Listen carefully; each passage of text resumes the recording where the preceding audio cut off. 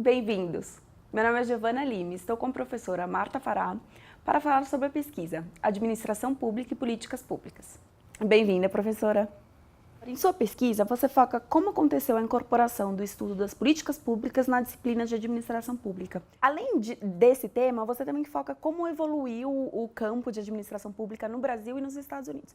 Vamos começar então, como que evoluiu o campo de administração pública nos Estados Unidos? Nos Estados Unidos, ele surgiu no final do século XIX, a partir de uma preocupação em formar servidores capazes de tomar decisões de forma objetiva, impessoal e com base em critérios científicos, em oposição a práticas corporativas, patrimonialistas e de favoritismo que eram típicas da administração pública nos Estados Unidos.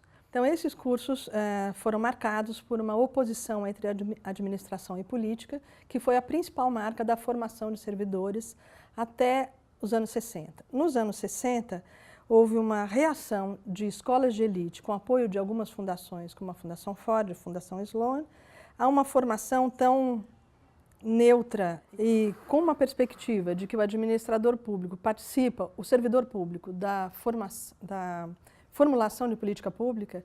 Eles trouxeram para dentro da formação a política pública como elemento central e, no fundo, trouxeram a política como elemento integrante da formação. Isso se deu em escolas novas, cursos novos de políticas públicas, ou em cursos de administração pública que se transformaram, passaram a se definir como política pública. Professora, e no Brasil, como o campo se desenvolveu? O campo de administração pública, com o campo disciplinar de formação, se constituiu nos anos 30, no quadro da reorientação do Estado brasileiro para um Estado interventor, orientado para o desenvolvimento.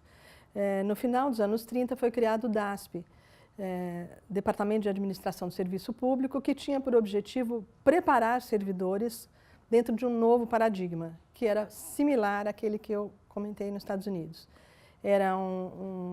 Seriam servidores com uma formação de base técnica, neutra, com base em critérios uniformes, em contraposição às práticas patrimonialistas da República Velha. Alguns anos depois, já nos anos 40, foi criada a Fundação Getúlio Vargas, que constitui um marco dessa preocupação do Estado brasileiro com instituições voltadas para a administração pública. E dentro da Fundação Getúlio Vargas, no início dos anos 50, surgiu a EBAP, a primeira escola de administração pública, a Escola Brasileira de Administração Pública, a primeira do Brasil. Assim que o primeiro curso de mestrado foi criado na EBAP, de Administração Pública, já sobre o marco daquela ampliação, né, feita pelo movimento de políticas públicas, veio a ditadura e todo o apoio que vinha do Estado brasileiro para a área de administração pública e para a política pública deixou de existir e afetou, inclusive, o financiamento. Eu percebi isso. Havia um projeto, mas não teve recursos, daí não tinha artigo publicado. Por outro lado, uma outra importante fonte de apoio era a Fundação Ford, que veio para o Brasil com a intenção de apoiar explicitamente a formação em administração pública. Com a ditadura, ela redefiniu suas estratégias, explicita isso em documentos e redirecionou os recursos para a área de ciências sociais, que continuava com pensamento crítico, e apoiou o SEBRAP e tirou recursos dos cursos que ela estava apoiando na Fundação Getúlio Vargas e em outras áreas, como a Universidade Federal da Bahia e do Rio Grande do Sul. Então, isso afetou o desenvolvimento da administração pública, mas, sobretudo, de política pública, que foi interrompido. Mais recentemente, houve uma reincorporação desse tema, tanto de administração quanto de políticas públicas, e uma incorporação de políticas públicas dentro da administração. Como que houve essa retomada aqui no Brasil? Então, o que explica essa retomada foi o processo de redemocratização do país. Então, nos anos 80, foi criado o NEP, Núcleo de Estudos de Políticas Públicas na Unicamp, vindo da área de ciência política, e na administração pública esse processo aconteceu de forma um pouco mais lenta.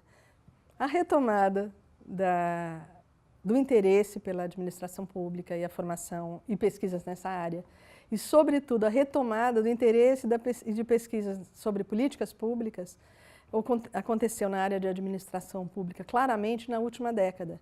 Isso eu percebi na pesquisa por meio eu fiz uma contagem, um levantamento de trabalhos apresentados nos congressos de administração com estes focos. E houve um crescimento de mais de 300% no intervalo de 4 anos, mais do que o dobro do que as outras áreas de administração. E o que está por vir nesse campo no Brasil? Eu acho que a partir dessa retomada, um dos principais desafios da evolução do campo é a consolidação da identidade de administração pública, sobretudo no reconhecimento que é indissociável administração e política neste campo do conhecimento. Obrigada, professora. E para saber mais sobre essa pesquisa, acesse o link abaixo. Obrigada.